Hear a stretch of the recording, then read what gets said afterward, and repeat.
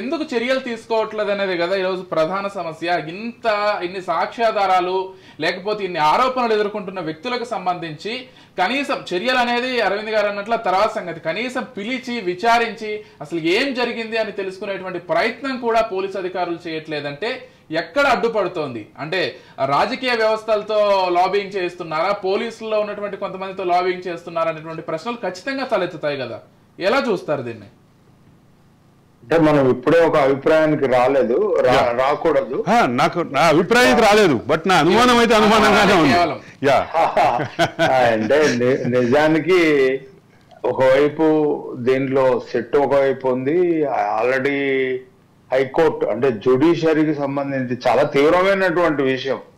న్యాయమూర్తులు జడ్జెస్ ఎవరితో మాట్లాడుతున్నారు అనేటువంటి వాటిని కూడా విన్నారనే దాని మీద జ్యుడిషియరీ చాలా సీరియస్ గా ఉంది. అట్లానే ఏసీబీ కూడా దీంట్లో ఒకవైపు విచారణ జరుపుతా ఉంది. ఇప్పుడు ఈ క్రైమ్ లో ఇన్వాల్వ్ అయినటువంటి అధికారుల ఆస్తులు ఎంత ఉన్నాయి అనేటువంటి అంశాన్ని కూడా చాలా సీరియస్ గా తీసుకున్నారు.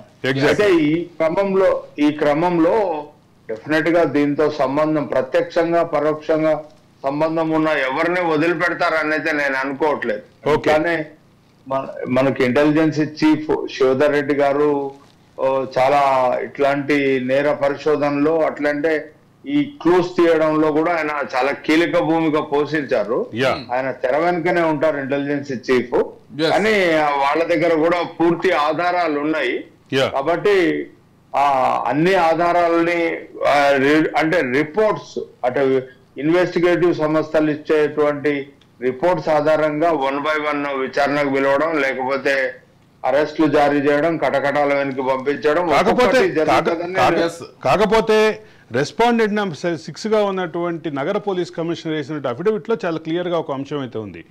మరికొన్ని అరెస్టులు ఉండే అవకాశం ఉన్నాయని ఇండికేట్ చేస్తూ మరికొంతమంది వ్యక్తుల పాత్రకి సంబంధించిన ప్రాథమిక ఆధారాలు కూడా దొరికినాయని చెప్పారు. బహుశా దాంట్లో దీన్ని అట్లా చూడాలేమో, అంటే ఆ రకమైనటువంటి ఇండికేషన్ ఇచ్చినట్టుగానే భావించాలేమో. అంతే కదా. ఇప్పుడు నిజానికి మేము ఫలానా వాళ్ళని అరెస్ట్ చేయబోతున్నామని ఎప్పుడు ముందుగా నేరస్తుల విషయంలో ప్రకటించకూడదు. అంటే చిన్న క్లూ దొరికితేనే దేశాలు విడిచి పారిపోయేటువంటి పరిస్థితుల్ని చూసి ఇప్పటివరకు విచారణకు సహకరించకుండా రాకుండా ఉండే పరిస్థితులు మనం చూస్తున్నాం. అట్లానే కాబట్టి ఎవరెవరు ఈ కేసుల్లో ఉన్నారు, ఎవరెవరిని జాబితా తమ దగ్గర ఉంది, తాము ఎవరిని అరెస్ట్ చేయబోతున్నటువంటి విషయాన్ని ముందుగా ప్రకటించకపోవడమే కరెక్ట్. అట్లాంటి క్లూస్ ఇవ్వకపోవడమే కరెక్ట్. అదే సందర్భంలో ఇక దీంట్లో ప్రభాకర్ రావుకి సంబంధించినటువంటి మరొక వ్యాఖ్యానం కూడా ఉంది. ప్రభాకర్ రావు ఉద్దేశపూర్వకంగానే దేశాన్ని వదిలిపెట్టి వెళ్లారు అనేటటువంటి అంశం నుంచి మొదలుపెట్టి ఉద్దేశపూర్వకంగానే ఆయన ఇల్లును కూడా వెకేట్ చేశారు. ఇంట్లో మేము ఒక ఇద్దరు అంటే మధ్యవర్తుల సహకారంతో, ఇద్దరు పంచుల సహకారంతో మేము ఆ ఇంటిని మొత్తం సోదా చేసాం, మాకు కావాల్సిన ఆధారాలు ఏం దొరకలేదు. సో ఆయన ఈ దేశం దాటి వెళ్ళటం వెనక దురుద్దేశం ఖచ్చితంగా ఉంది అనేటటువంటి ఇండికేషన్ కూడా ఆ అఫిడవిట్ లో ఉంది. దీన్ని ఎట్లా చూడాలి? ఇప్పుడు ప్రభాకర్ రావు గారు ఎప్పుడైతే కేసు బయటకు వచ్చింది అనగానే తన మెడకు చుట్టుకుంటుంది అన్నటువంటి అంశం ఆయనకు స్పష్టంగా అర్థమైపోయింది. అంటే ఆయన పోలీస్ అధికారి అంటే 1 రోజు 2 రోజులుగా జరగలేదు, ఒకరిద్దరు విషయంగా జరగలేదు. ఇది అంటే కొన్ని రోజుల తరబడి, గంటల తరబడి ఇదే పనిలో ఉన్నారు, వేరే పనిలో లేరు వాళ్ళు. మొత్తం ఎస్ఐబి అంతా ఒకే పని తీసుకున్నారు. ప్రతిపక్ష పార్టీల యాక్టివిటీస్, జర్నలిస్టులు, అట్లానే జడ్జెస్, మిగిలిన అనుమానాలు ఉన్నటువంటి సొంత పార్టీకి సంబంధించినటువంటి నాయకులు ఎవరితో ఉంటున్నారు, ఎవరితో మాట్లాడుతున్నారు. అట్లానే పోలీస్ శాఖలో తమకు పడని రైవల్స్ కూడా వాళ్ళు ఏం సెటిల్మెంట్లు చేస్తున్నారు, ఎవరితో మాట్లాడుతున్నారు, ఎక్కడ కూర్చుంటున్నారు, ఎక్కడ లేస్తున్నారు, ఎవరితో ఈ పని తప్ప వేరే పని పెట్టుకోలేదు వాళ్ళు. అంటే నిజానికి ఒక రాజకీయ అనైతిక వ్యభిచార వృత్తిలోకి మొత్తం వ్యవస్థల్ని గత ప్రభుత్వం దించినట్టుగా మనకు కనబడుతుంది. అంటే పోలీస్ వ్యవస్థని, లేకపోతే నిఘా వ్యవస్థని, ఎస్ఐబి అనేటువంటి నిఘా వ్యవస్థని, అట్లానే ఇప్పుడు మనము గతంలో బాగా అంటే ఎక్స్ట్రీమిజం బాగా ఉన్నప్పుడు చూసాం. అంటే గన్మెన్లు కనీసం ఫైల్ కూడా చేతిలో పట్టుకోరాకూడదు, అది నీ పని కాదు, నువ్వు గన్ మాత్రమే క్యారీ చేయాలి, నువ్వు మిగిలిన పనుల మీద దృష్టి పెట్టొద్దు. నీ అంటే ఎమ్మెల్యేకి ఎవరైనా గన్మెన్ ఉంటే ఎమ్మెల్యే ఫైల్ ఆయన క్యారీ చేయకూడదు, ఆయన ఫైల్ పట్టుకుంటే గన్ ఆపరేట్ చేయలేడు, అట్లా వెపన్ ఆపరేట్ చేయలేడు. అంటే తన పనుల్ని కాకుండా పక్క పనులు ఏవి నిఘా ఉండే అధికారులకు లేకపోతే రక్షణగా ఉండేటువంటి వ్యవస్థలకు అప్పచెప్పొద్దు, వాళ్ళ పనుల్ని మాత్రమే వాళ్ళని చేయనీయండి అనేటువంటి ఒక సూత్రీకరణ ఉండేది.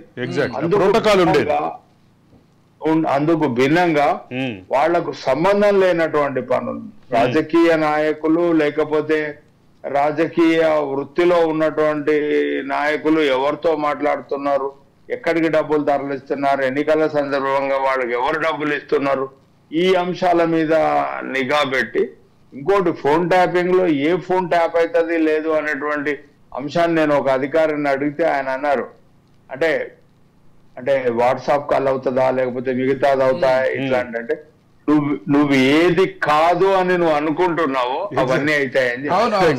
నేను కూడా వ్యక్తిగతంగా అయినా ఐఫోన్ సంబంధించి ఐఫోన్ అనే కాదు, అంటే ఇప్పుడు మనకు కొన్ని యాప్స్ వచ్చాయి, ఈ యాప్ కాదు ఆ యాప్ కాదు అట్లా ఏదో చెప్తారు, కానీ అట్లేం కాదట.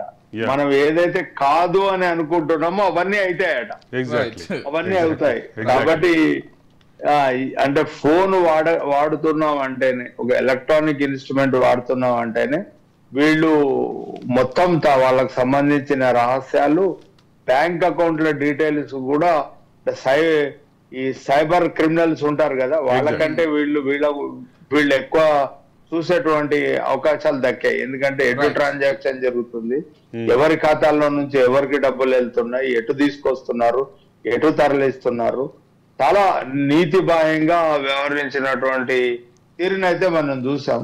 నిజానికి దీని విషయంలో దీని వెనక ముందు ఉన్నటువంటి అందరినీ గనక శిక్షించకపోతే, లేకపోతే వాళ్ళను అంటే కేసు ఎక్కడైనా నీరు గారిపోతే మళ్ళీ వ్యవస్థల మీద నమ్మకం కోల్పోయేటువంటి ప్రమాదం ఉంది. కాబట్టి ఇందులో ఇన్వాల్వ్ ఉన్న వాళ్ళందరూ, ఇందులో ఎవరెవరైతే ప్రవేశం ఉన్నారని శిక్షించాల్సినటువంటి అవసరం ఉంది, చట్టబద్ధమైనటువంటి చర్యలు తీసుకోవాల్సినటువంటి అవసరం ఉంది.